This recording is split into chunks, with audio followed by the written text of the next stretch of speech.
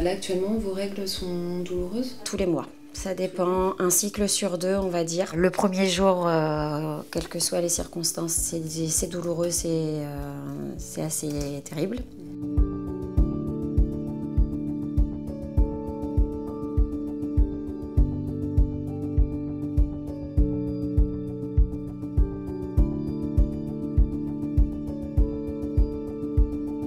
La filière Endo-Braise, c'est d'abord un réseau de professionnels de santé. C'est un acte volontaire de la part des professionnels de santé, donc il n'y a pas de limitation, c'est gratuit. Par contre, on a une exigence qualitative. On a un cahier des charges de formation.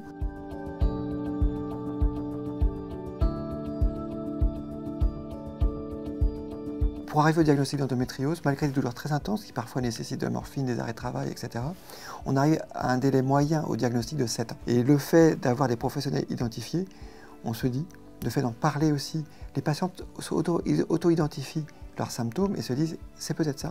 Et vont aller voir un professionnel de santé qui pourra aussi les guider. Notre première action était de créer un site internet parce qu'on trouvait que c'était l'outil le plus facile et plus simple pour rendre visible le réseau.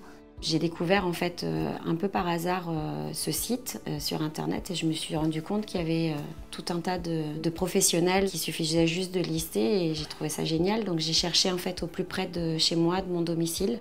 À la création du réseau, la volonté d'Endo-Braise, ça a été vraiment de privilégier la prise en charge par les professionnels de premier recours.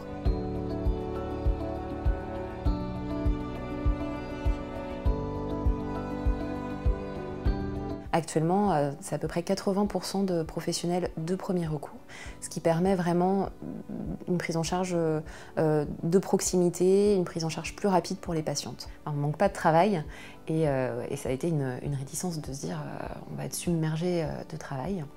Alors en fait, non.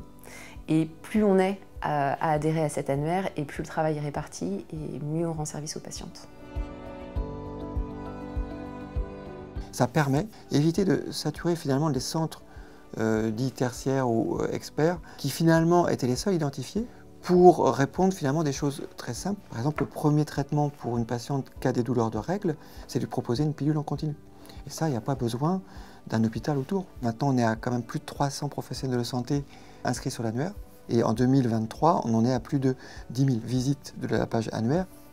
Pour nous, on n'est pas encore à maturité du réseau. Il nous manque encore d'autres corps de métier qui sont importants. Et après, on aimerait avoir un maillage territorial d'équipes d'éducation thérapeutique qui sont capables, en petits groupes, d'apprendre à la patiente à gérer sa maladie.